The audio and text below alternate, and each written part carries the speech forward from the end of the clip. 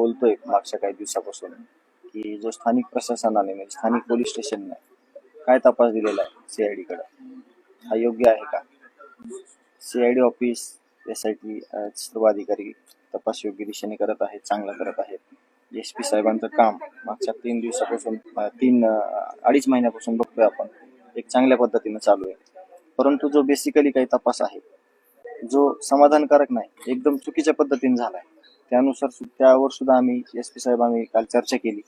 एक धक्कादायक माहिती समोर अशी आली की SP साहेबांना याची कुठलीही माहिती पुरवली गेलेली नाहीये की नेमकं कशा प्रकारे ही घटना घडली. 6 तारखेला अॅट्रॉसिटी का नाही घेतली, ती घेतली असती तर पुढची कुठलीच घटना घडली नसती. ज्या केसेस घेतल्या त्या वेळ निघून गेल्यावर, खून झाल्यावर घेतल्या. अशा प्रकारच्या सर्व माहितीसाठी किंवा अशा इन्व्हेस्टिगेशनसाठी कृष्णा आंधळे हा फरार आरोपी आहे. तो मागील 2 वर्षापासून फरार आहे, आता देखील फरार आहे. पोलिसांनी त्याला का आश्रय दिला, त्याला का मित्र बनवून घेतलं, लोकांची खून करण्यासाठी, दरोडा टाकण्यासाठी, खंडणी मागण्यासाठी, अपहरण करण्यासाठी त्याला मित्र बनवलं का, हा सगळ्यात मोठा प्रश्न आहे. तर या सगळ्या विषयावर आजचं जे अन्नत्याग आंदोलन आहे, आज 10 वाजल्यापासून कुटुंबीय आणि गाव आम्ही करत आहोत. एकंदरीत असं दिसतंय का की जे प्रशासन आहे आणि पोलीस प्रशासन आणि CID आणि SIT याच्यामध्ये समन्वयाचा अभाव आहे? CID SIT खूप चांगल्या पद्धतीनं त्यांच्याकडे जे काही दिले गेलेलं आहे मटेरियल, त्या दृष्टिकोनातून तपास चालू आहे. परंतु बेसिकली आणि जे काही पार्श्वभूमी आहे सगळी, त्यावर सुद्धा सगळी प्रॉपर इन्व्हेस्टिगेशन होणं अपेक्षित आहे, ती तशी झालेली नाहीये. म्हणून त्यांचं काय माहित नाही आपल्याला कम्युनिकेशन कसं आहे किंवा ते किती एकमेकांना सोबत घेऊन काम करतात पोलीस स्टेशन आणि ह्या 2 समित्या.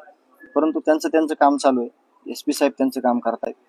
जो हा घात झाला, ज्या चुकामुळे झाला, ते देखील आपण समोर आणणं आपलं आवश्यकता आहे आणि त्याचा प्रयत्न आम्ही प्रामाणिक करत आहोत. धनुभाऊ, आता तुम्ही बोलताना बोलले की SP साहेब 2.5 महिन्यापासून चांगलं काम करत आहे, SIT सुद्धा काम करत आहेत, पण नेमकं याच्यात कोणतं डिपार्टमेंट आहे जे काम करीत नाही? आता हे बघा, सगळे लोक हेच आहेत.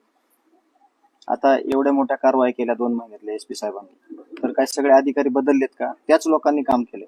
परंतु ज्या काही मागच्या चुका आहेत किंवा ज्या चुका झाल्यामुळे हे खून, दरोडे, अपहरण जे होत होतं, त्या अधिकाऱ्यांनी कमीत कमी SP साहेबांना तरी सांगायला पाहिजे होतं की या अशा कंडिशन मध्ये आमच्याकडून चुकीच्या पद्धतीनं समाजात मेसेज गेलेत, चुकीच्या पद्धतीनं एक त्याची प्रतिमा तयार झालेली आहे, पण तसं दिसलं नाही आम्हाला कुठं. म्हणून